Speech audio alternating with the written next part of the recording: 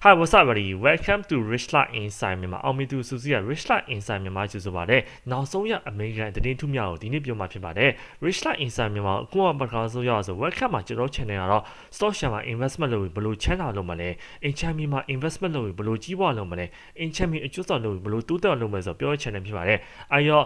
ချမ်းသာခြင်းကြီးပွားခြင်းတိုးတက်ခြင်းဒီ channel ကို subscribe လုပ်ထားပါ။ American ကိုစိတ်ဝင်စားဆိုရင် subscribe လုပ်ပြီးတော့ဒီ bell လေးကို click လုပ်ထားရမယ်ဆိုရင်ရှိမှ video အားလုံးမလွတ်ရအောင်အကြောင်းပြန်ဖြစ်ပါတယ်။ဗီဒီယိုလေးအပြီးမှာတော့ free stock share နဲ့ audio book တွေကို description နဲ့ comment အောက်မှာရှိတဲ့ link ကို click နှိပ်ပြီးတော့ယူရပါတယ်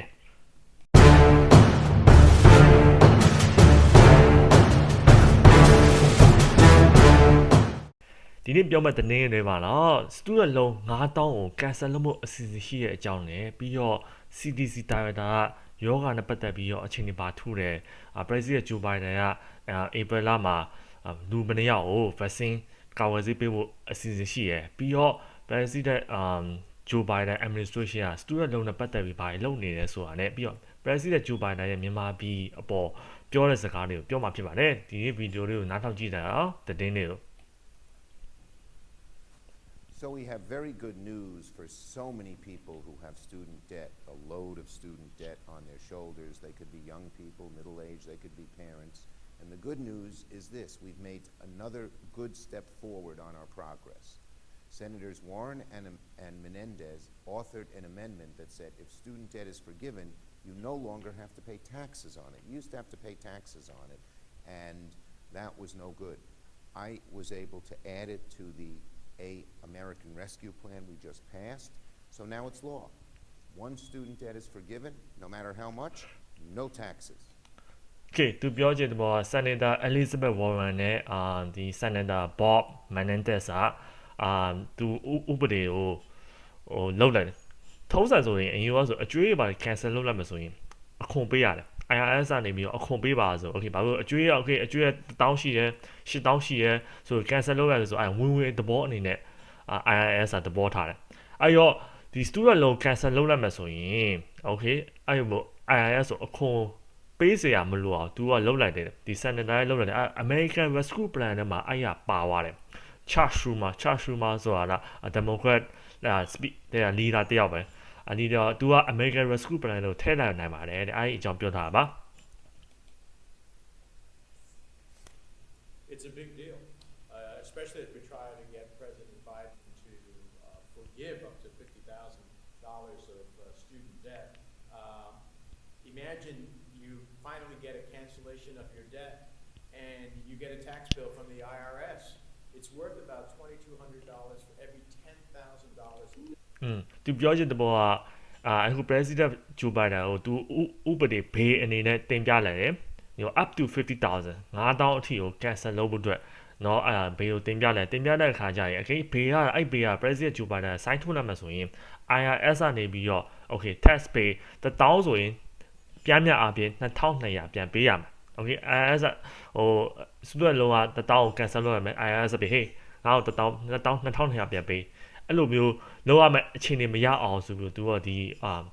American Rescue Plan မှာ तू ကထည့်ပြီးသွားအဲ့ထည့်ပြီးသွားဆိုအဲ့ဒါဥပဒေဖြစ်သွားပြီဒါပေမဲ့ cancellation ကဥပဒေမဖြစ်တယ်နော်ဆိုဥပဒေဘာဖြစ်သွားလဲဆိုတာဆိုတော့ cancellation ဖြစ်မှဆိုရင် IRS ကိုအခွန်ပေးစရာမလိုအဲ့ဥပဒေဖြစ်သွားပြီဒါပေမဲ့ President Joe Biden ကအကြောင်းသားအကျွေးတွေရှိတဲ့ဟာကို cancel လုပ်မှာဆိုတာဥပဒေမဖြစ်တယ်ဆက်ပြီးနားထောင်ကြည့်ရအောင်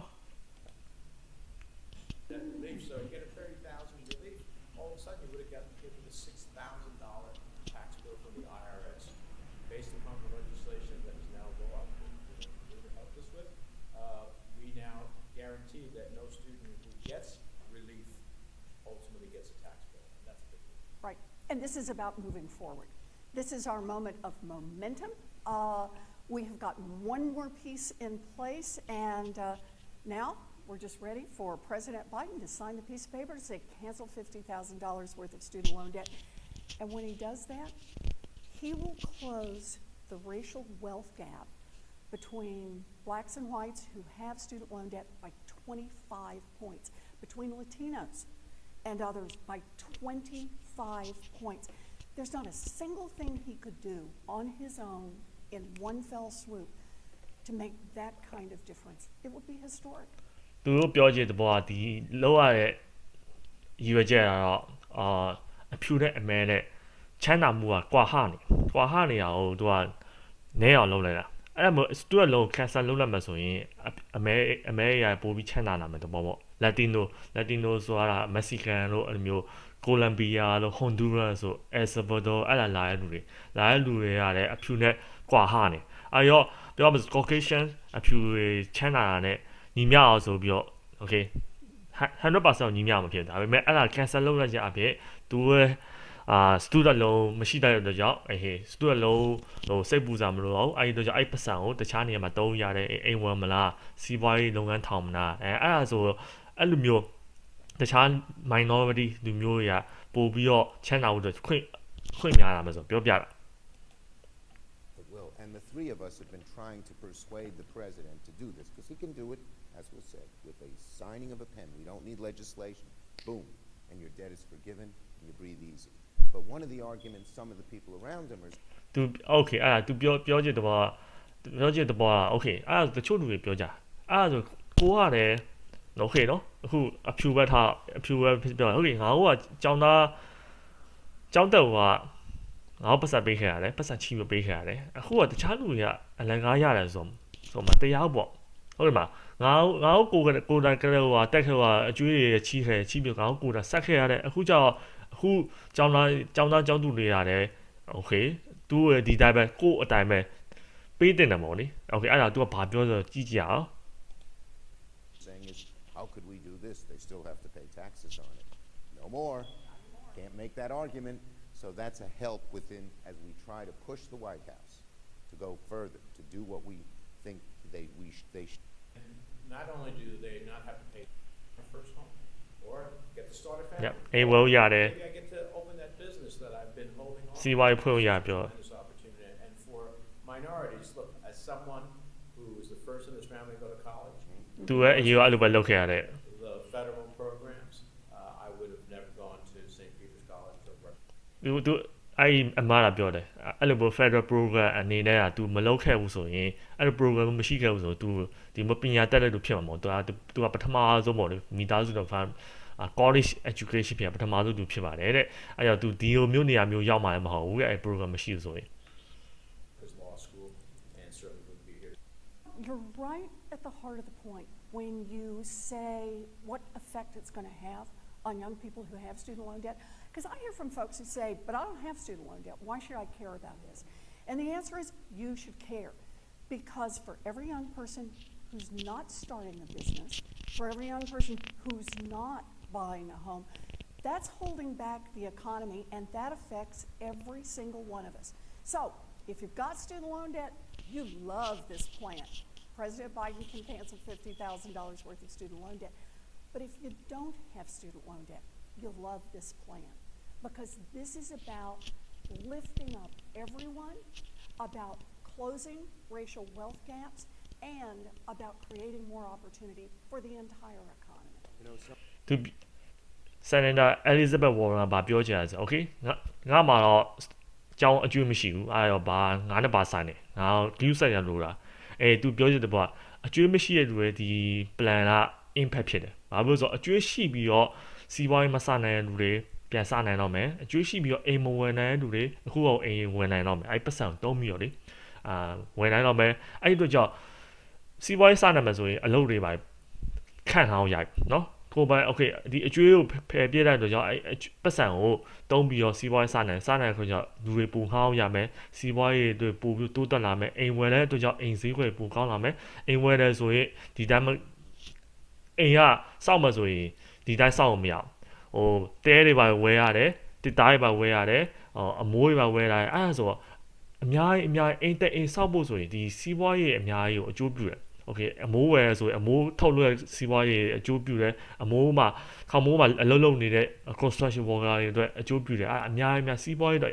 လူတိုင်းတိုးတက်စေတယ်သူပြောပြတာပါဆိုတော့ဆရာပြောထားတယ် okay ကိုကအရင်ကကြောက်တဲ့က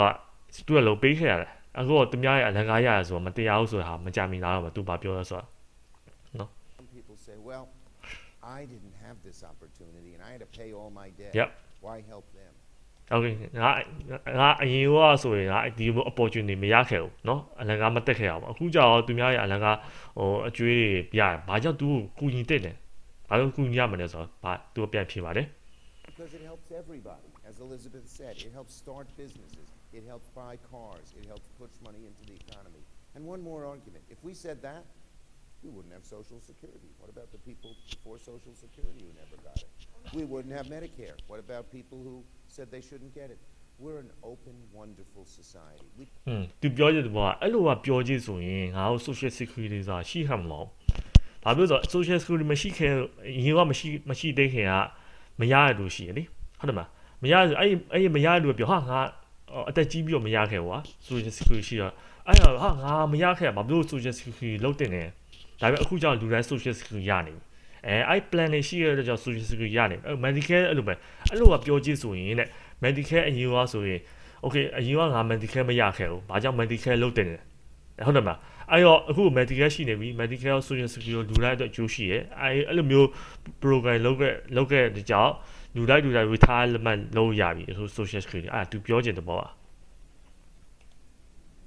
Try to help people who need help. When we graduated from college, when many of the people who are older graduated from college who'll be making these arguments, there wasn't this kind of student debt. 30,000, 50,000, 70,000. Unheard of. I struggled to get through college, but I was able to get out of there with no debt. And that's really the point. Back when I went to college, you could graduate from a state school for $50 a semester. I know because I did, but it means you could graduate for a price that you could pay for in a part-time waitressing job. That opportunity is not out there anymore. It was there before because taxpayers invested in us. We need to make that investment again in our young people. So people, folks listening, whether you have the debt, have a friend who has the debt, believe it's the right thing, we're asking you, email, call, write, President Joseph Robinette Biden, and tell him you want this done. We're trying to get as many people to contact the White House as possible, and frankly, we told this to Joe Biden, and he said, go ahead, let it rip. So သူပြောချင်ဆိုတော့ပေါ့ Elizabeth Warren ဘာပြောနေလဲဆိုတော့ okay သူညင်ဟိုကဆိုရင်ဒီမို့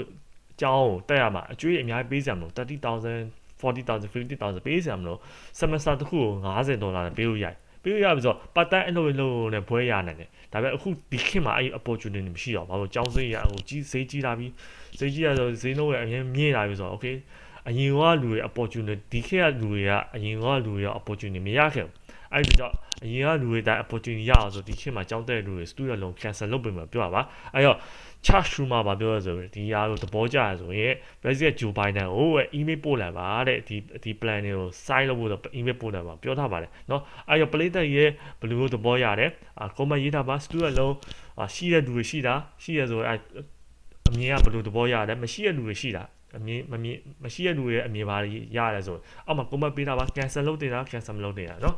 comment ပေးရပါပြီးတော့နောက်ထပ်သတင်းတစ်ခုကိုတွားကြည့်တယ်အောင်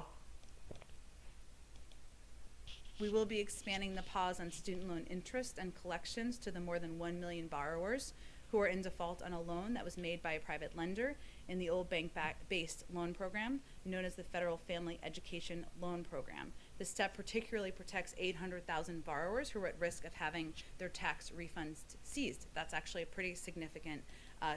သူပြောကြတာ White House spokesperson เนาะ press secretary ကိုခေါ်သူကပြော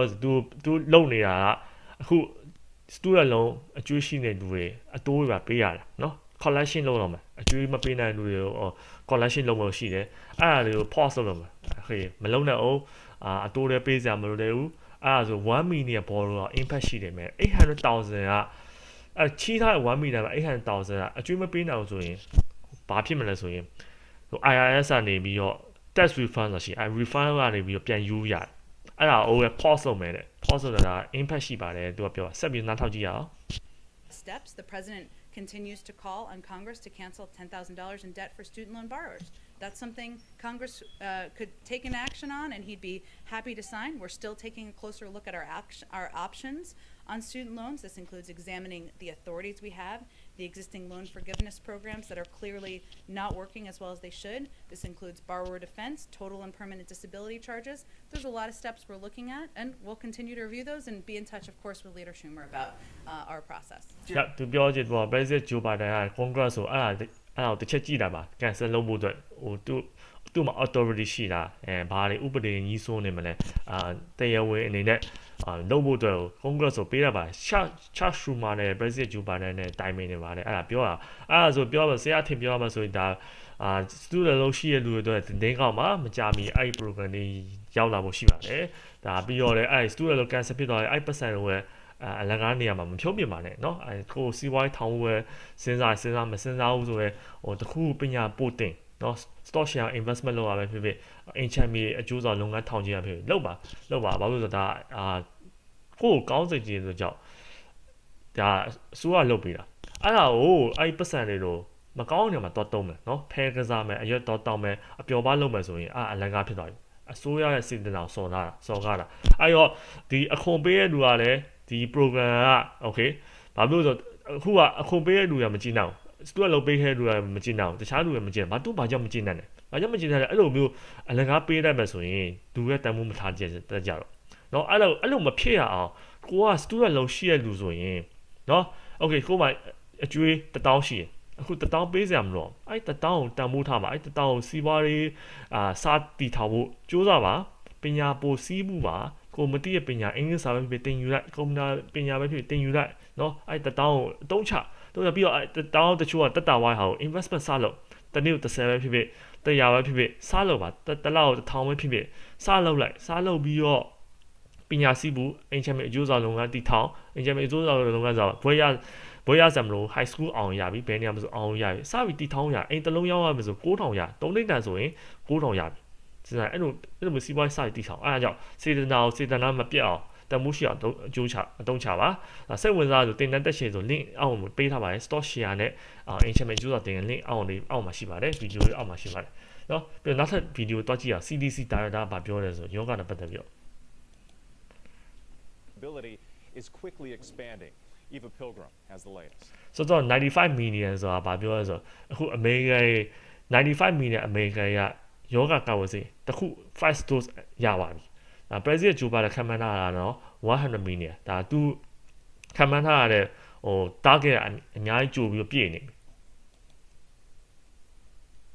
Vaccine eligibility expanding. President Joe Biden announcing that the vast majority of American adults will be able to sign up for the vaccine soon. At least 90% of all adults in this country will be eligible to be vaccinated by April the 19th, just 3 weeks from now, because we have the vaccines. To speed up April 19 မတိုင်မီ 90% လူတွေက eligible ဖြစ်တော့မယ်เนาะ US မှာအသက်16နှစ်ထက်လူတွေက eligible ဖြစ်တော့မယ်တန်းစီရပြီသူပြောကြမှာ April 19တိတ်မကြတော့3ပတ်မလို့တော့ပြော vaccinations, the administration will open more mass vaccination sites and add 20,000 more pharmacies. The goal so vaccine ထိုးတဲ့ site တွေပို့ပြီးဖွင့်မယ်ပြီးတော့ pharmacy ဆေးခန်းတွေဆေးပစ္စည်းရောင်းတဲ့ဆေးခန်းတွေကို 20,000 အတိတ်ထပ်ပြီးဖွင့်မယ်ပြောတယ်ဒါတော်တော်များပါတယ်เนาะ 20,000 เนาะတပတ်နှစ်ပတ်တော့သူဖွင့်တော့မှာ to give most Americans access to a vaccine within 5 miles of their home. 12 more states this week making the vaccine available to anyone. သူအဓိကအဲ့လို 20,000 pharmacy ဖွင့်ရတဲ့အကြောင်းရင်းကတော့လူတိုင်းကိုအိမ်ပတ်ဝန်းကျင်9မိုင်အတွင်းမှာကာဝယ်ဆေးထိုးရလုပ်ပေးရပါတဲ့ဒီတပတ်အတွင်းမှာတော့တဲ့ဒီတိုင်းနဲ့ပြည်နယ်12ခုမှာအသက်16နှစ်အထက်လူတွေစပြီးထိုးရပါပြီဒီပြည်နယ်တွေမှာအများကြီးမှာကြီးနေပါဆိုရင်ဒီနေ့ကောက်မှာအသက်16နှစ်နဲ့အထက်ကိုမီတာဆိုမှရှိရဆိုရင်ထိုးခြင်းထိုးရပါတယ် Verse 16 in Florida where those over 40 are eligible, Monica Young and her family posing, showing off their band-aids, thankful to get the vaccine. Now we can, hug my mom. I haven't hugged my mom in a year. And a new CDC study finds ညာသူအမေကိုမဖက်ရတာတစ်နှစ်ရောက်ကြာနေပြီဆိုတော့ဟိုမိမပြောအခုတော့ဖက်လို့ရပြီတော့ကာဝယ်ဆေးရှိပြီဆိုတော့အမေကိုသွားပြီးဖက်လို့ရပြီ Researchers followed healthcare workers and found the vaccines were 90% effective at preventing both symptomatic and asymptomatic disease. The study also suggests the vaccines slow the spread of the virus. But despite all the people getting vaccines, the U.S. averaging more than 60,000 cases. ဆိုတော့သူပြောချင်တယ်ပေါ့vaccine CDC study လုပ်လိုက်တယ် vaccine ကယောဂအတွက်ကာကွယ်တယ်90% effective ဖြစ်တယ်90% effective ဖြစ်တဲ့ပြင်ကိုပြီးတော့ယောဂပြန့်တာနှေးစေတယ်ပြောတယ်เนาะ systematic ရော systematic ဆိုယောဂကူးပါမယ်ဆိုနှစ်မျိုးရှိတယ် system ပြတာ system ယောဂ okay ကိုကချောင်းဆိုးလာတော့အသက်ရှူကျက်လာတာအဲ့လိုမျိုးက symptom တွေပြတယ်ခေါ် symptom မပြတော့လူကောင်းတယ်ပဲအဲ့လူကောင်းတဲ့တွားတဲ့လူကပိုပြီးကြောက်ကောင်းဘာလို့လဲဆိုတော့ကိုကကူးနေတော့မသိဘူးဒါပေမဲ့တခြားလူတွားကူးတယ်တခြားလူတွားကူးသူကအဲ့လူက symptom ဖြစ်မှဆိုရင်ယောဂအသက်ရှူကျက်တာပဲတော်တော်ဆိုးမှဆိုရင်အဲ့ဆိုဆေးရုံရောက်မှဆိုအဲ့လူတော့မကောင်းအဲ့တော့သူက90% effective ဖြစ်တယ်အဲ့ symptom ရှိတဲ့လူက symptom မရှိတဲ့လူတွေတော့90% okay 90% chance မရစေဘူးပေါ့လေပြီးတော့virus ကိုပြန့်နှံ့အောင်လေနှေးစေတယ်ပေါ့လေနှေးစေပြောတာ The U.S. averaging more than 60,000 cases every day, hospitalizations up more than 10% across. ဒီ vaccine တွေများလာတော့အခုတနေ့ကို6000နဲ့အထက်ကူးရတူများလာပြီပြီးတော့ပြည်နယ်နဲ့ဒီပြည်နယ်တွေမှာ10%ပို့ပြီးတော့ hospitalize ဖြစ်တိုင်းဆေးရုံရောက်နေတယ် 17 states in the last week, and the number ofပြည်နယ် deaths is 19 rising too. The CDC director warning of another surge. I'll lose the script, and I'm going to reflect on the recurring feeling I have of impending doom. We have so much to look forward to, so much promise and potential of where we are, and so much reason for hope. But right now, I'm scared. Walensky points to a dangerous mix of restriction rollbacks, fast-spreading variants, and air travel now nearing pre-pandemic levels. The president calling on states to reinstate mask mandates. Sadly, some of the reckless behavior we've seen on television. ဆိုတော့ဘာပြောလဲဆိုတော့အဲ့လိုပို့ပြီးပြန့်ပွားလာမှာကြောက်တယ် CDC တိုင်ဝမ်သားကဘာပြောလဲဆိုတော့လူတွေကဒီတိုင်း travel တွေပြန်လုပ်လာပြီးခီးတိတ်ပြီးခီးမဆိုင်တော့ဘူး mask တွေတိတ်ပြီးတော့မလုပ်တော့ဘူးပြီးတော့ mandate တွေတချို့ပြည်နယ်တွေမှာလည်းmandate မလုပ်တော့ mask မတက်လည်းရတယ်ပြောလာတော့ကြောက်ယောဂပို့ပြီးတော့ပြန့်များလာတာပါတဲ့အခု president Joe Biden ဘာပြောကြည့်ရအောင် Over the past few weeks means that more new cases are to come in the weeks ahead. ဆိုတော့ president Joe Biden okay ဒီလိုမျိုးလူတွေကပေါ့ဆဆနေတဲ့ဆိုကြောင့်နောက်ပိုင်းကျ case ပိုများလာတာပါနေမယ်တဲ့ And starting today in New York, giving the green light to anyone 30 and up to get the vaccine. That is a trend we're seeing across the country. And that is encouraging. ဒီတစ်ပတ်မှာ New York ကနေပြီးတော့အသက်30နဲ့အထက်လူတွေ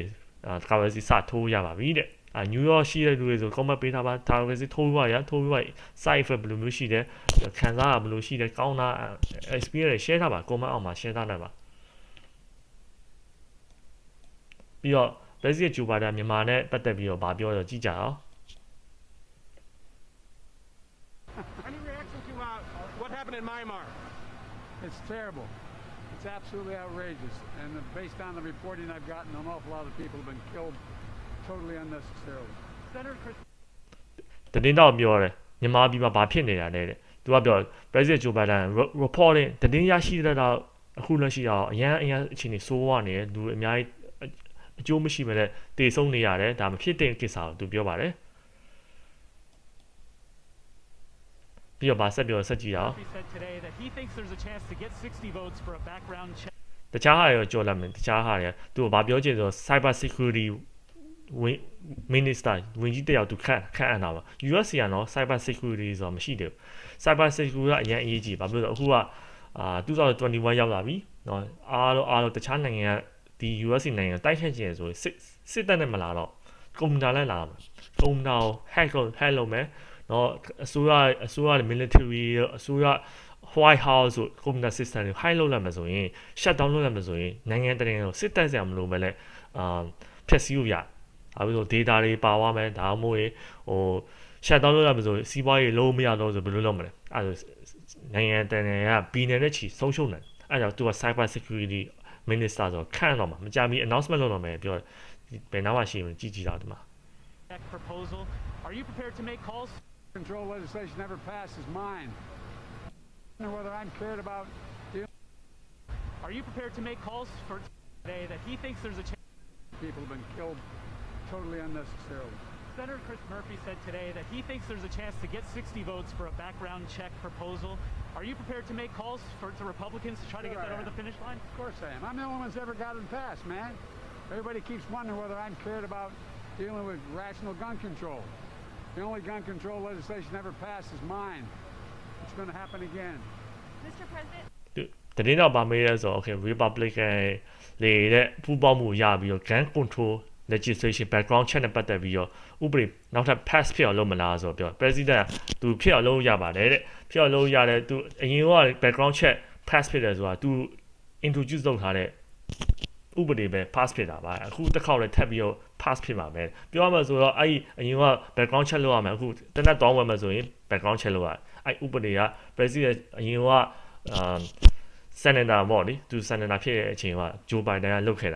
အခုလည်းသူထပ်ပြီးတော့လုပ်လို့ရှိပါတယ်သူပြောပါတယ်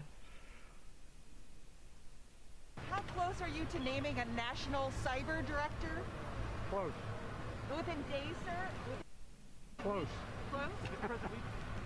We've seen Republicans. သူဆိုတော့ journalist ကပါမေးရဆို okay ဘယ်အချိန်လောက်မှာ cyber security director ကိုရွေးမလဲတဲ့ဆို president Joe Biden close အရင်နီးကပ်နေပါပြီမကြမီ announcement လုပ်ပါတော့မယ်တဲ့ What's going wrong in America? Well, based on what I'm hearing, apparently people are letting their guard down. But I'm having a meeting with the team tomorrow, and I'll get a better sense. Mr. President, what are you giving up for Lent? ဆိုတော့ပြောအခုအမေရိကမှာယောဂအချိန်နေပတ်သက်ပြီးဘာဘလို့ဖြစ်နေရလဲအော်လူတွေကနည်းနည်းပေါ်ဆောက်သွားပြီပေါ်ဆောက်သွားတဲ့အတွက်ကြောင့်အဲ့လိုဖြစ်နေတာသူပြောပါတယ်သူမီဒီနဲ့တွေ့တက်တော့မယ်တဲ့ Sanction Myanmar? What is မြန်မာကြောပြောပြီ what are you going to do to sanction Myanmar? What is the plan here for the U.S. reaction to what is going on? Well, we're working on that now. We've seen Republicans. သူကမြန်မာပြည်ကို sanction လုပ်မလားတဲ့ဟိုဟာတင်းတော့မေးမြန်မာပြည်ကိုဘယ်လိုမျိုး sanction ထပ်လုပ်မလဲ President Joe Biden ပြော we are working on that ငါတို့အခုလှုပ်ဆောင်ဖို့ပြင်ဆင်နေပါတယ်တဲ့ okay အဲ့တော့ဒီနေ့ပြောတဲ့ဗီဒီယိုလေးပါနောက်ပိုင်းကလည်း American နဲ့နောက်ဆုံးရတဲ့နေ့ကိုပြောမှာဖြစ်ပါတယ်အဲ့တော့ဒီဟာကိုစိတ်ဝင်စားဆိုရင်ဒီ channel ကို subscribe လုပ်ထားပါတယ်လုပ်ထားရပါတယ်store share နဲ့ HMA အကျိုးဆောင်တင်တဲ့ချိန်ဆိုဒီ link နေအောက်မှာရှိပါတယ်တက်ပူးရဲ့ကျောင်းသားကျောင်းသူတွေဗာပြောရဲဆိုတာသိချင်ဒီဗီဒီယိုနောက်မှာဆက်ကြည့်လို့ရပါတယ် so thank you so much for watching so ဒီထိကြည့်တယ်ဆိုရင် I watch until the end ဆိုအောက်မှာရေးထားတယ်ပါ so I will see you in the next video bye bye ဆရာမင်္ဂလာပါဆရာကိုအများကြီးကျေးဇူးတင်ပါတယ်ကျွန်တော်ဆရာတင်တန်းတက်ရရနဲ့တလအတွင်းမှာ9500မြတ်ပါတယ်ဆရာရဲ့ဆရာကကျွန်တော်ရဲ့ဒုတိယဖရာတဆူလို့ပြောလို့ရပါတယ်ဆရာစကားနားထောင်ပြီးတော့လေမရောက်ဘဲနဲ့တင်ကြတာလေအခုတော့အဲ့လိုမြတ်လေဆရာကြီးဆရာကျေးဇူးပဲဒီနယူးယောက်လိုက်လေနိုင်ငံတော်ပေါ်လာလို့ရှိရင်ကျွန်မစီဆက်သွယ်နေတော့ဆရာစားချင်တဲ့ဆက်မှာလိုက်ပို့မယ်လေနော်ဆရာ Okay bye bye